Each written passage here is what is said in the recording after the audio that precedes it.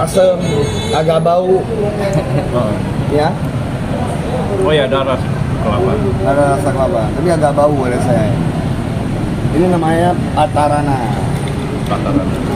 Masa di Aceh ini gimana? Ini untuk bikin sayur gulai. Ini salah satu bahan bakunya.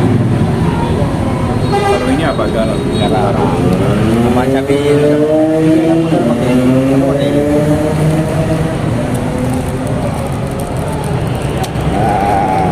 Sama Mbak Syok juga. Gimana rasanya?